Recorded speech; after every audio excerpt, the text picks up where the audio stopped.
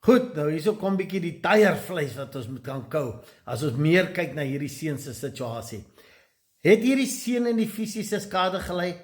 Op die ergste vlak, ja. Ons kan dit vandag vergelyk met dwelms, drugs, noem het, verkrachting, noem het die ergste. Hy het daai skade gelei. Het hy emosioneel skade gelei?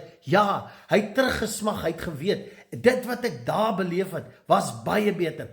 Toe ek in die koninkryksbeginsels gestap het, toe ek deel van my identiteit, my fokus gemaak het, nie hierdie ander goed nie.